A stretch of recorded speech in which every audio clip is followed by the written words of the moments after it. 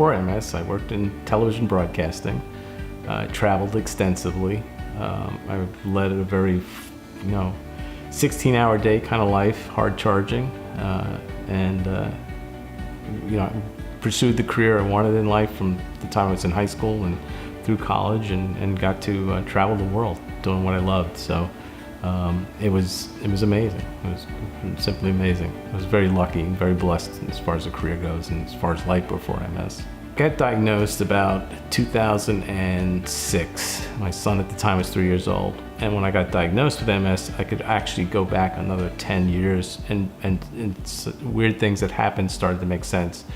And it wasn't until I moved to Florida that I had another episode.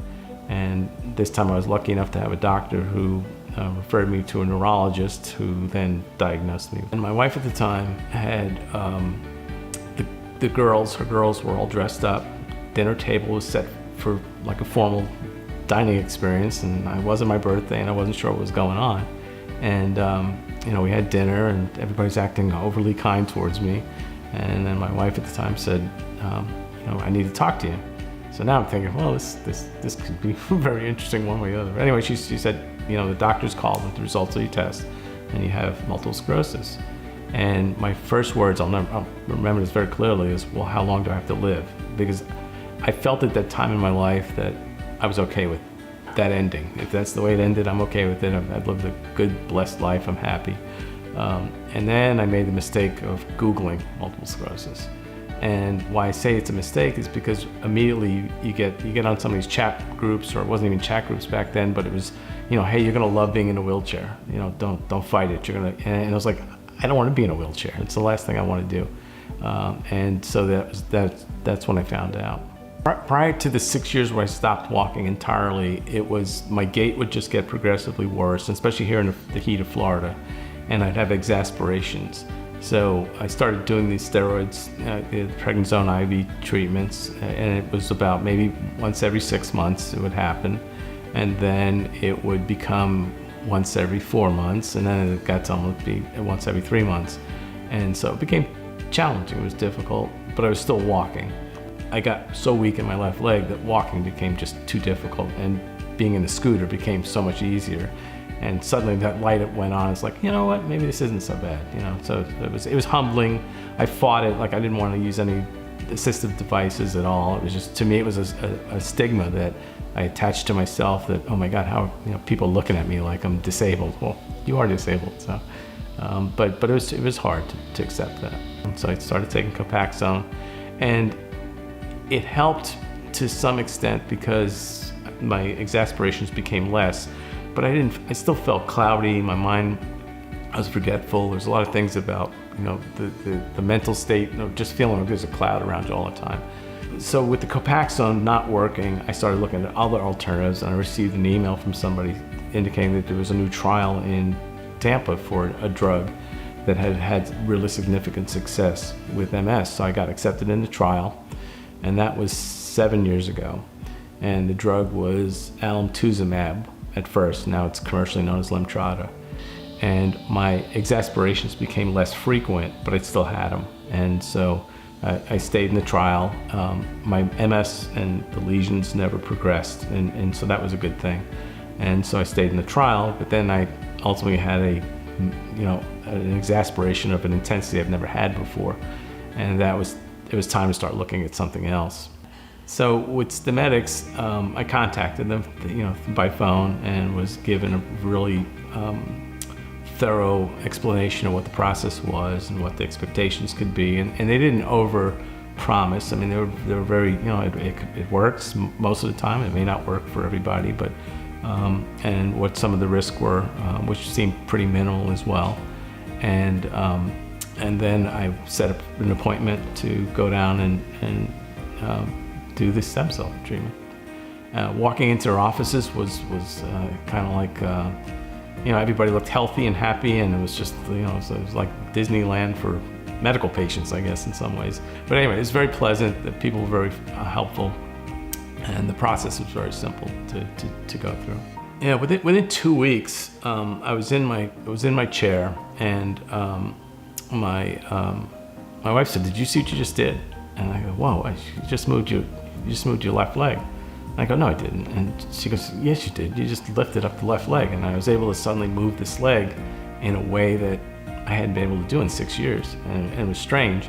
So, and then over time, sort of what I decided to do was get proactive about it. I said, you know what, if I can do this, I can start to walk again. So I signed up for physical therapy and started physical therapy within about 2 months after treatment. And then the results, or the healing, or the feeling better, continued to get greater over a 6-month period. And I'd say pretty much within the 6th to 7th month period was sort of the epigee of feeling great and just feeling normal again, just totally feeling normal again. It's the hardest thing to explain to people, and people with any ailment can tell you that there are things that happen within your body and your mind that are just hard to explain or for other people to be referenced to. But the best way I can describe it is if you're sitting in a boat in a lake full of fog, and then suddenly like that, the fog lifts. That's what it was like for me. It's like I lost pain, I regained sensitivity, the ability to feel things. If I was standing on carpet prior to Stemedix, I couldn't tell the difference if it was carpet or hardwood floor. Post Stemedix, 6 or 7 months later, I could tell you the difference between the floor, the surface, the temperature of the surface. So just regaining all the sensitivities in my extremities was just off the charts great.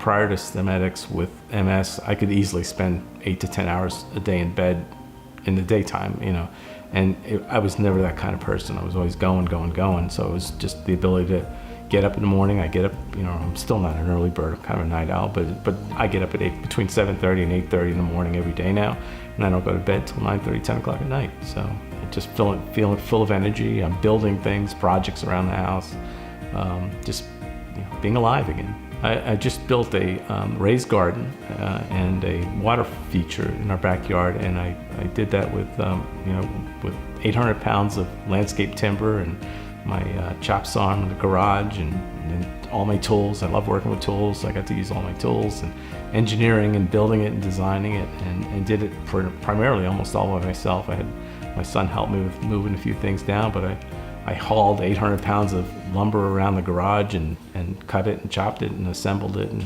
And it feels great to just be participating in the household again and contributing in ways other than this happy smile.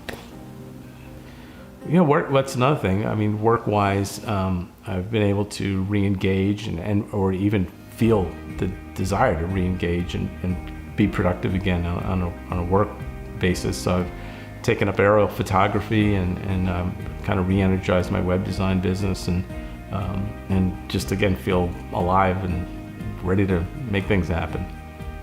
My son is glad to see me stand up with the walker, and his first comments to me was, "Wow, you are."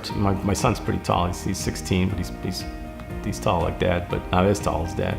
And I got a chance to remind him of that, standing up. And for my wife, I think it's been a relief that she can travel, and she's been able to expand her career and her goals because she doesn't have to be a caregiver. Basically, she's no longer has to be a caregiver. And I think that makes her feel great too. And our ability to travel together has been great. So I think she enjoys that too. The risks are minimal, and that for me, it's been life-changing, if not, just shy of a cure. I have a measurable reference point because of the study I was in with Lemtrada. With the USF, I still go back every 6 months and I get a full MRI done. I get a full neurological workup. The greatest thing that happened from that perspective is about 4 months after I did the stem cell treatment, I went to USF for one of these 6-month checkups, and the doctor there, I moved my leg, and there's an exercise where you hold the leg up and he tries to push it down, and with my left leg, it didn't. You could do it with your finger, with a feather, and I was able to not only hold it up but resist. And his exact quote was, "Wow." And then we proceeded with the rest of the exam, and they have the extended disability scoring, which for me was in the past was in around the 5 mark, and the lower the number the better, and I scored a 2, which is just unheard of. And then part of that is also walking 60 feet with a walker, which I wasn't able to do in prior attempts, and this time I was able to go back and forth and back and forth. Here's the thing, I don't take any disease-modifying drugs today. I don't take any painkillers today. I don't take Advil. I don't have to, I take vitamins, and that's it. And that alone is so worth it. Because of Stemedix, I'm looking forward to re-engaging in life and to move forward with my goals, both career and personal, and travel and life, and just live life to the fullest again.